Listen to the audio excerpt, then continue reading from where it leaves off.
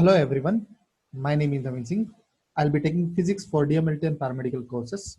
So in this session, we will study the chapter 3 of physics, that is fluid dynamics and mechanics. Fluid dynamics and mechanics. Fluid dynamics and mechanics. This is part 3 of the chapter 3. If you have not watched part 1 and part 2, please go and watch part 1 and part 2. Let us begin with the question number 9, that is explain Archimedes principle, or you can say give an outline about Archimedes principle. Archimedes principle.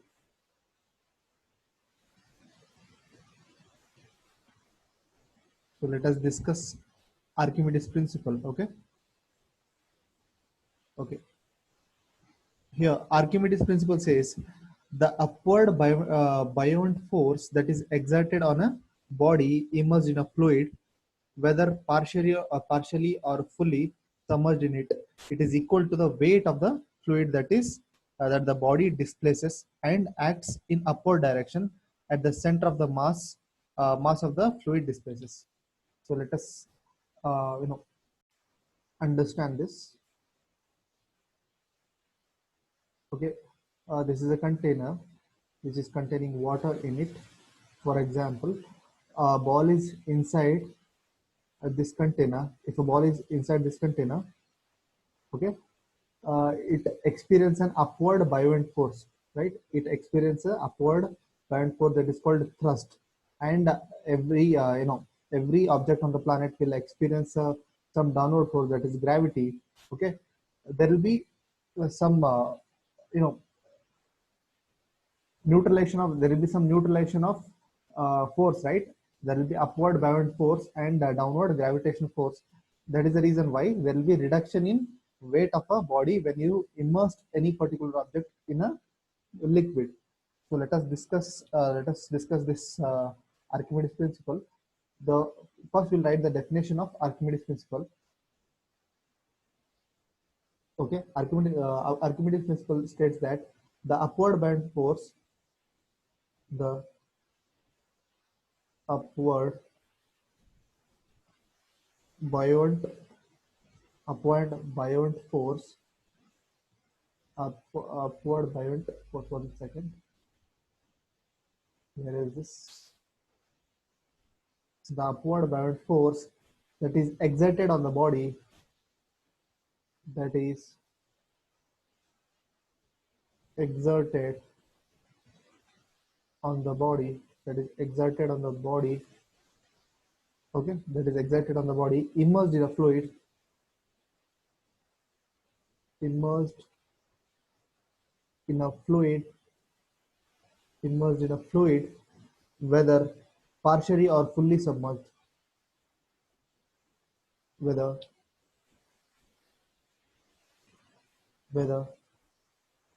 partially or fully fully submerged, whether the partially or fully submerged is equal to the weight of the fluid, is equal to the weight of the, it is equal to weight of the, it is equal to the weight of the fluid that the body displaces, that the body displaces, that the body displaces and acts in the upward direction, and acts in the upward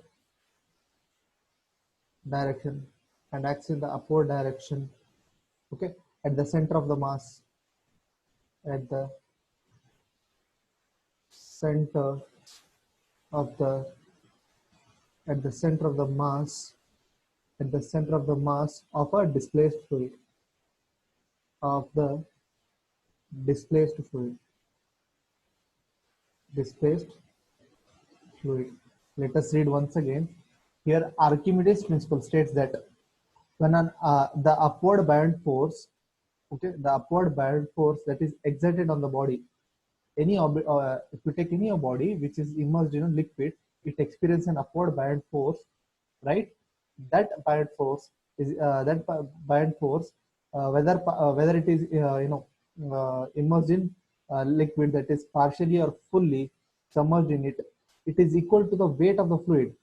That exact force, it is that force is equal to the weight of the fluid that the body displaces, and acts in upward direction. Obviously, the buoyant force will act in upward direction at the center of the mass of a displaced fluid. Okay, so this is the actual definition of Archimedes principle.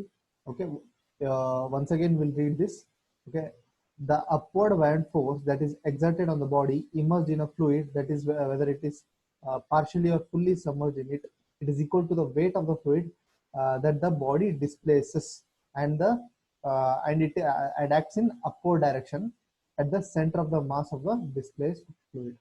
So this is the definition of Archimedes principle. Okay. So here the object inside the liquid only feels the total force acting on it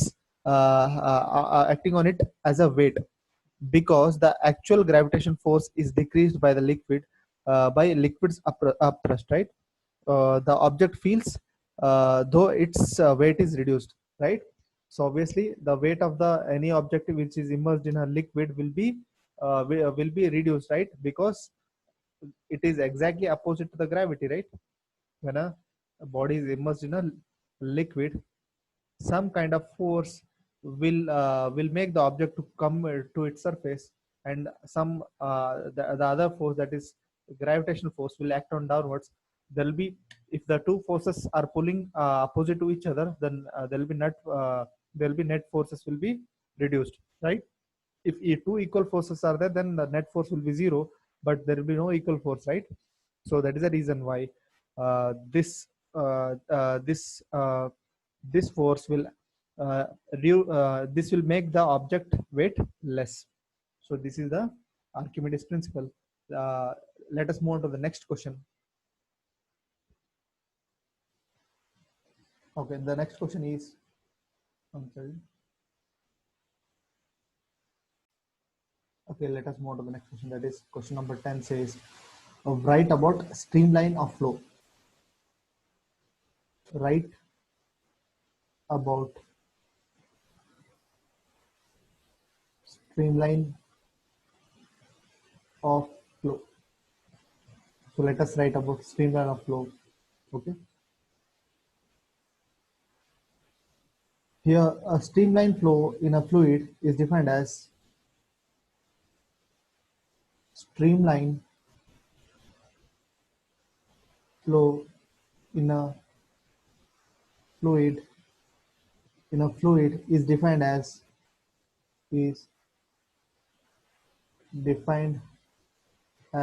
defined as the flow in which the flow in which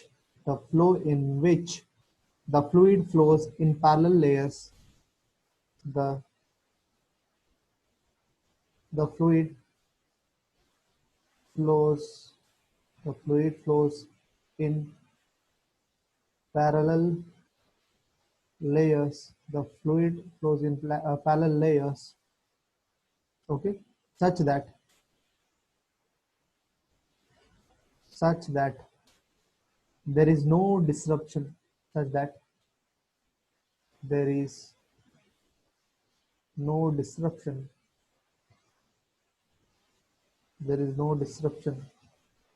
Such that there is no disruption or intermixing of layers, or intermixing of layers, intermixing of layers, and and at any and at a given point and at a given point and at a given point the velocity of the each fluid particle passing by remains constant. Given by given okay, point, the velocity of each fluid, the velocity of each the velocity of each fluid particle, the velocity of each fluid particle passing by passing by remains constant with time. Remains constant with time. Remains constant with time. Okay. So this is the definition of streamline flow, or streamline flow. Let us recall this once again.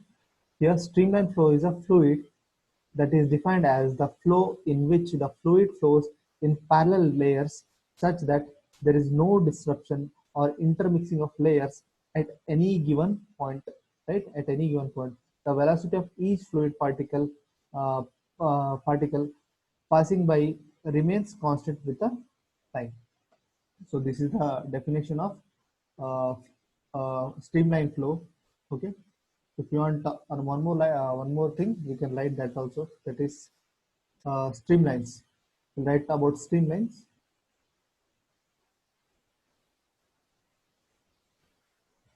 Okay. Streamline means here streamlines streamlines are are defined as defined as the path taken by particles, the path taken by the part taken by the particles, okay, of the of a fluid fluid under a steady flow, under a steady flow, under a steady flow, under a steady flow condition, under a steady flow conditions. If we represent the flow lines as a curve, if we represent the flow lines as curves, as curves, as curves, then the tangent at any point on the curve gives, then the tangent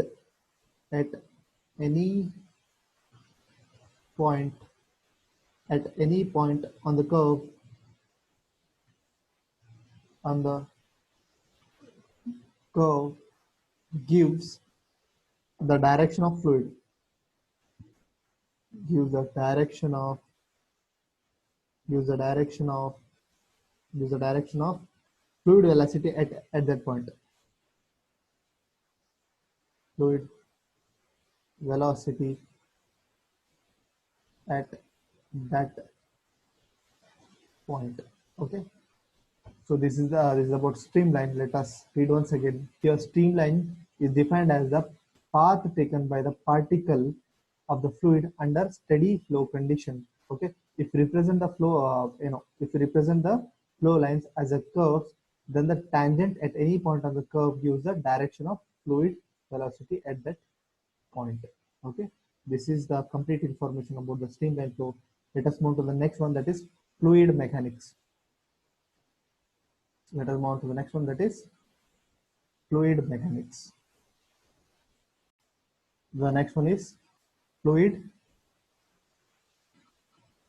Okay, you can, the question number 11 says, define fluid mechanics, or you can say, write about fluid mechanics. Fluid mechanics. Okay, let us write about fluid mechanics. Okay, here fluid mechanics means the fluid mechanics is a study of fluid behavior The fluid may be liquid, gases, or blood or plasma at rest and in motion is called fluid mechanics. Let us write the definition of this. Here, fluid mechanics is the study of fluid mechanics. One second.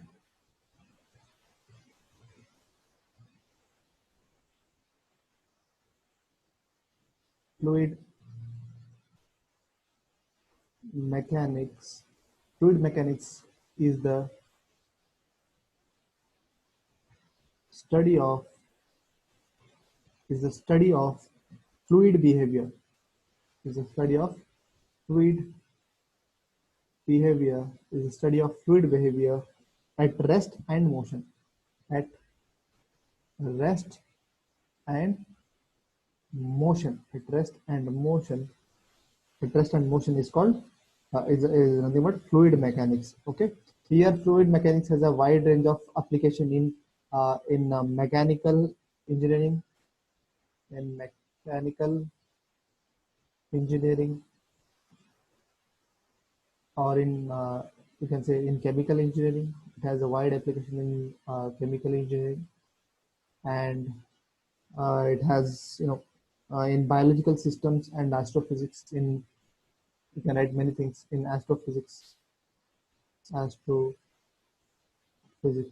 These are some of the applications of fluid mechanics. Or if you want to write in other way, I'll give the other definition. That is, it is a branch of applied mechanics.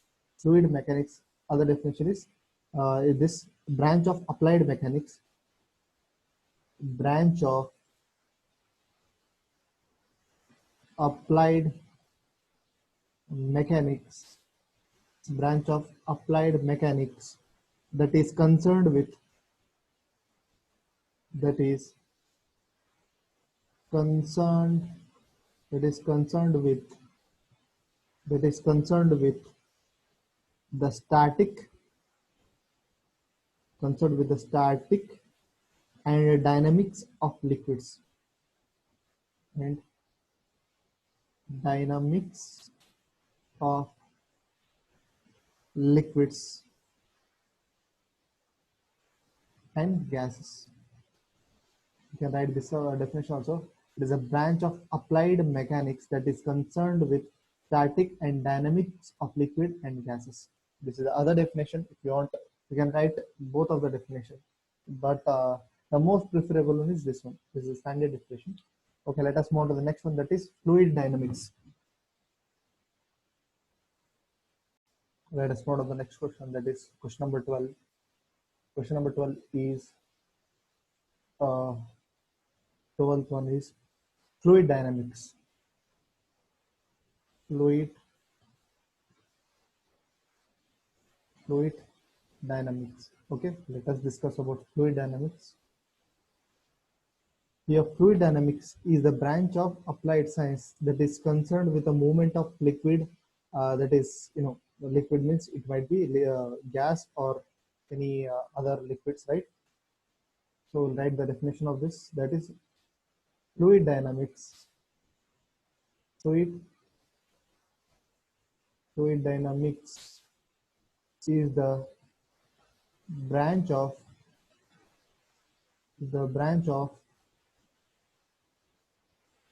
applied science. The branch of applied science is a branch of applied science that is concerned with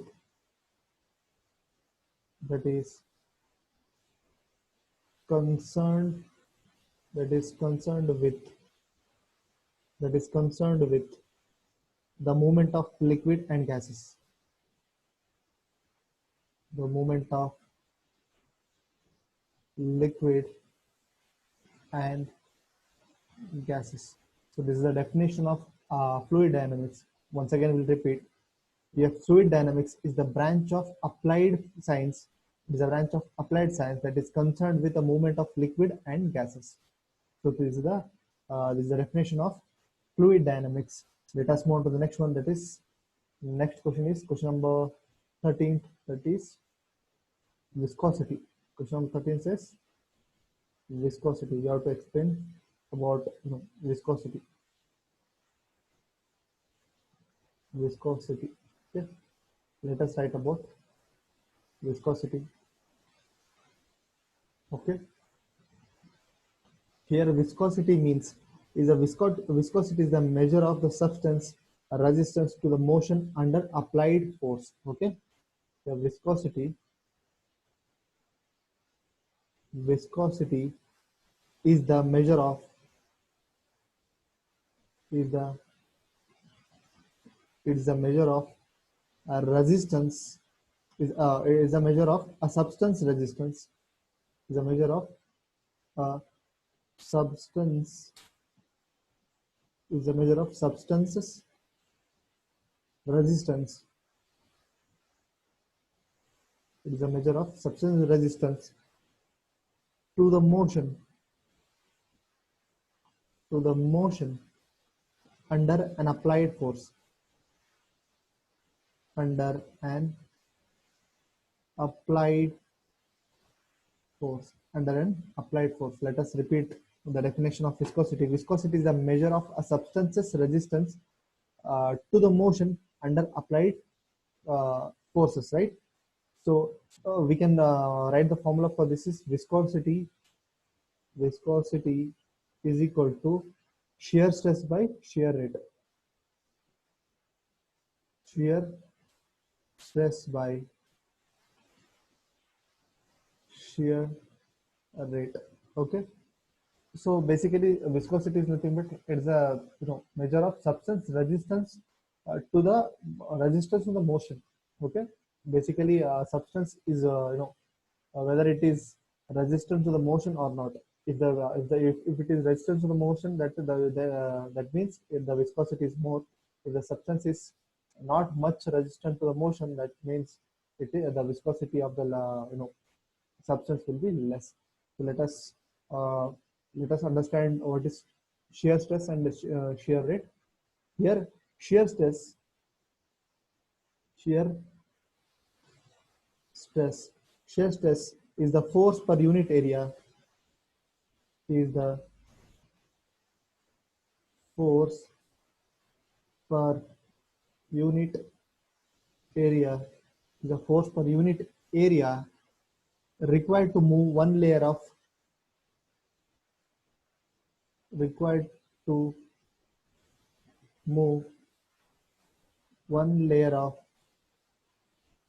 required to move one layer of fluid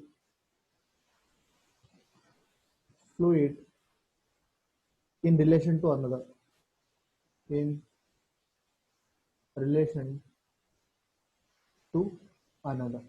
Okay. So shear stress is the force per unit area required to move one layer of fluid in relation to another. This is the meaning of shear stress. Let us learn about shear rate. Okay. Next is shear rate. Here shear rate is the measure of the change in speed is the measure of the change in speed of the change in speed is the measure of change in speed. Okay, at which at which intermediate layers intermediate layers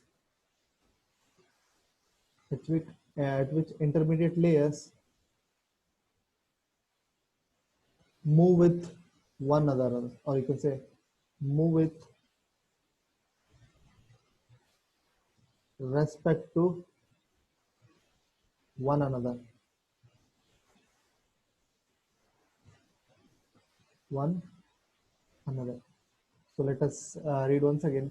Here, shear rate is the measure of change in speed at which intermediate layers move with respect to one another. So this is the meaning of shear rate. Shear rate is the measure of change in speed. Is the measure of change in speed at which the intermediate layers move with respect to one another. Okay. This is about Viscosity is the complete information regarding viscosity. Let us move on to the surface tension. The next one is surface tension. Question number 14. Surface tension. Okay.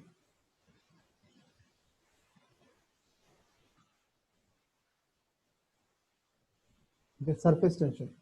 Surface tension is a surface tension is the surface force that develops at the intermediate between liquid and gas, or you can say it develops at between liquid or solid surface. This the surface tension, it will develop over the surface of, for example, this is a liquid, or you can say water. Okay, and these are the gas molecules. Okay, the surface tension will develop over the region between gas and water, or you can say liquid, or you can say uh, or you can say liquid or solid surface, or liquid liquid or solid surface. For example, this is solid. You can consider this is a solid surface, and at the intermediate there will be surface tension. Okay, to understand this surface tension, in deep way. Uh, for example, if you are jumping into a swimming pool, okay, uh, if you are jumping into the swimming pool with a flat body, obviously you will get hurt, right? Because of surface tension, it will act like a concrete, right? This At this surface, if you jump in a with a flat body, obviously this surface because of the surface tension of the liquid, it will hurt, it will hurt the swimmer. That is the correct technique to swim into the swimming pool is, with a steep or sharp edge, right? Okay, let us write about surface tension. Surface tension is the surface force. Surface tension is the surface tension is the surface force. The surface force that develops that develops at the interface between at the interface between liquid and gas. Liquid and gas, or you can say at the interface between, or at the interface between liquid and solid surface. Liquid and a solid surface. A solid surface. So this is the information. This is the information regarding surface tension. Let us read once again. Surface tension is the surface force. What is this? It is a surface force that develops at the interface between liquid and gas, or you can say uh, liquid or solid surface. Okay, it can develop at any point. So I gave the example of swimmer, right? If a swimmer tried to jump with a flat body, that at the when he touches the surface of the water, he will obviously get hit, right? Because of what? Because of surface tension. To break that surface tension, the person will jump with a steep body. You can say, with the area of contact should be less, right? Okay, let us move on to the next one, that is hydroelectric power plant. Let us move to the next question, that is question number 15. Question number 15 one is hydroelectric power plant. Question number 15, that is hydroelectric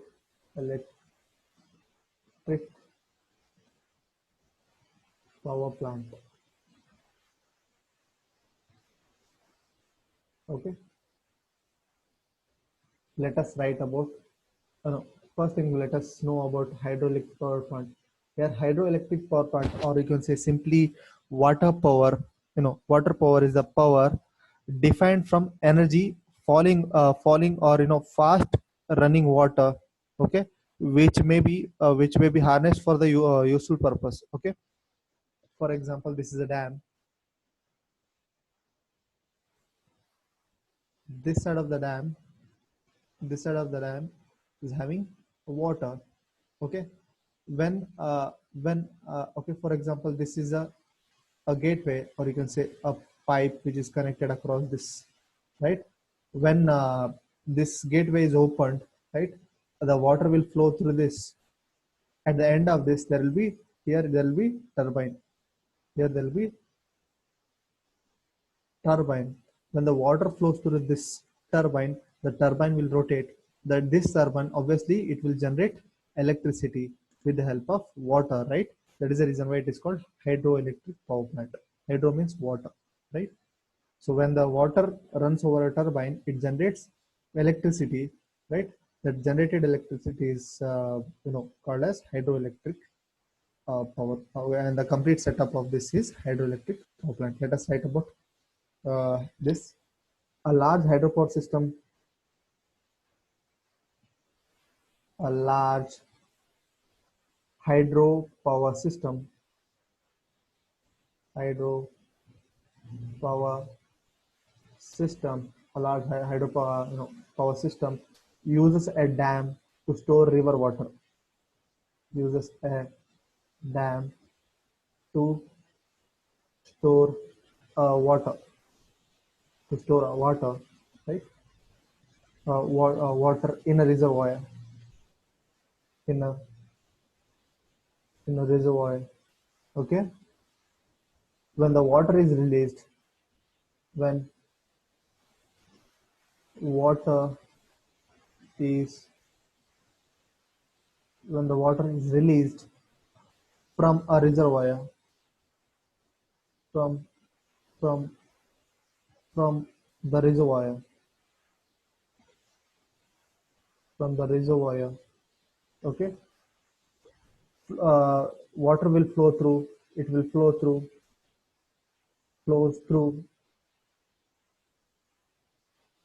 a turbine, flows through a turbine.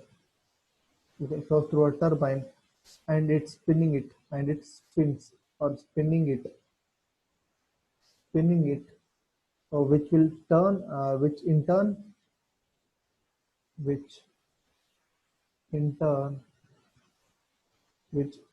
generates, which in turn produces electricity. You can write produces electricity, which in turn produces electricity. This is the information regarding hydroelectric power plant. I will read once again. A large hydroelectric power system uses a dam to store water in a reservoir. When the water is released, okay, it will run through the turbine. Okay, and ultimately the turbine will rotate, and it will generate electricity. This is the information regarding hydroelectric power plant. Let us move to the question number 16, that is hydraulic machines. Question number 16, let us discuss about hydraulic machines.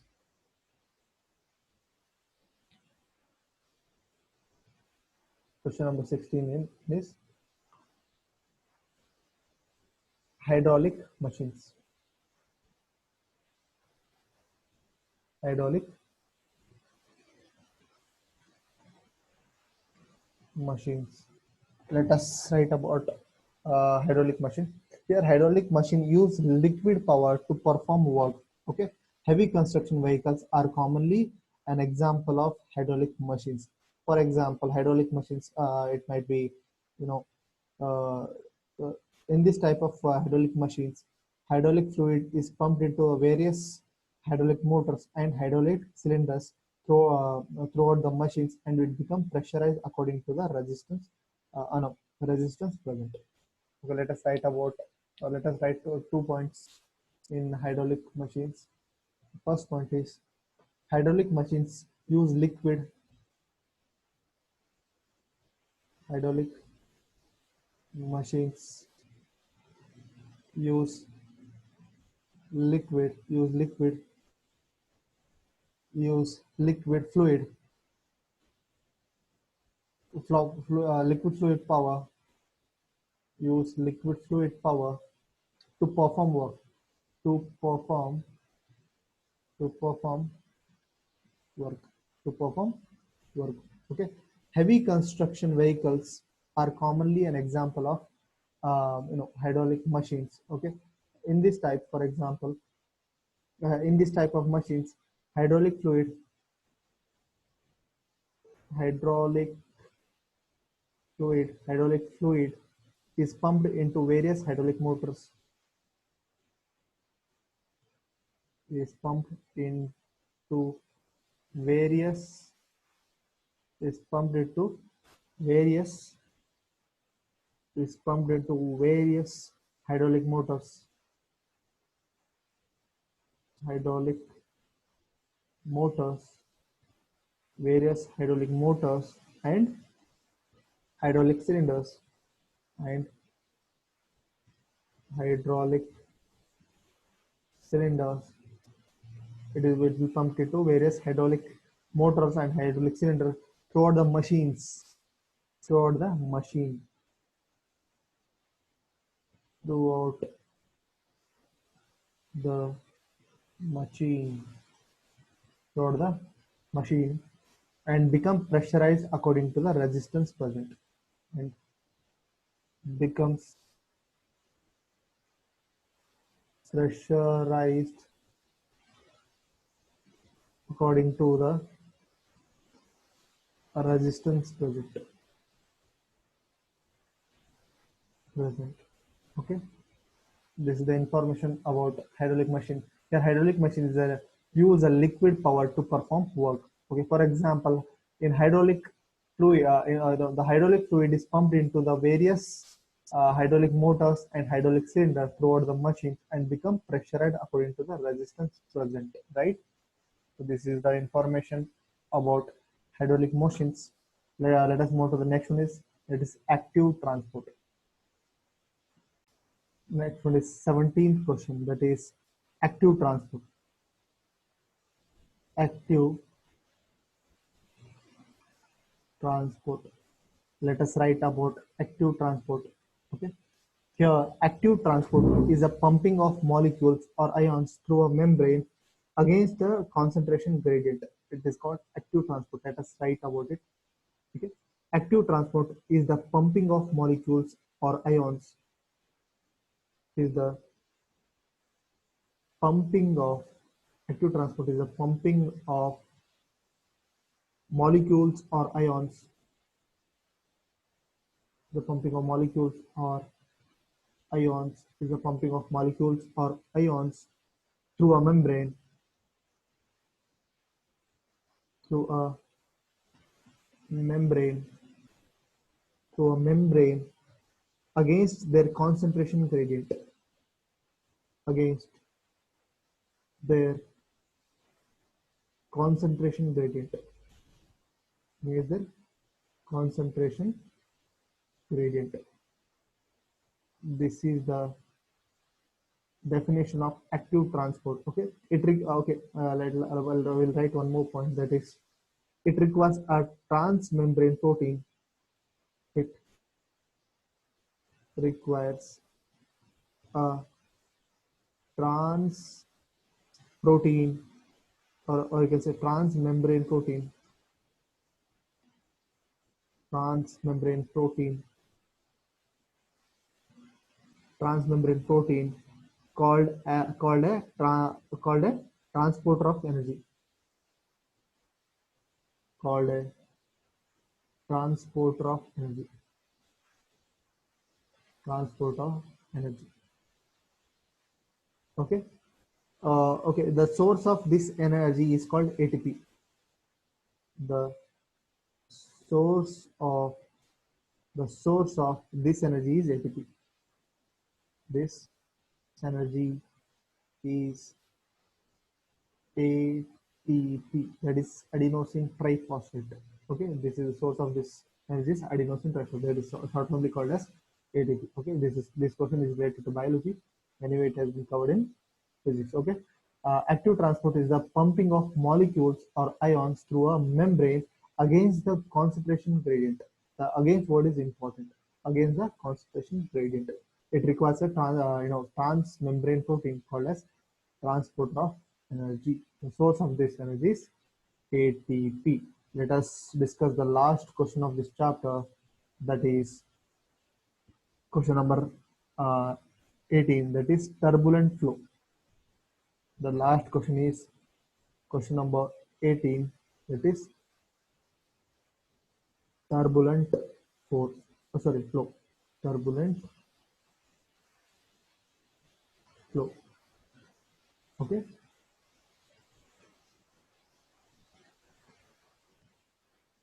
Okay, here turbulent flow is a type of fluid in which the fluid undergoes irregular fluctuations or mixing. Okay, will write the definition of this, or you can say information about this.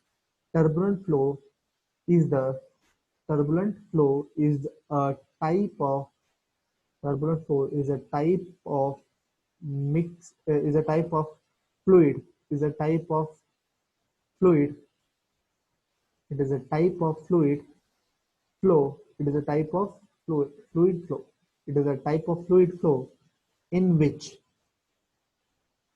in which in which the fluid undergoes the fluid undergoes the fluid undergoes irregular fluctuations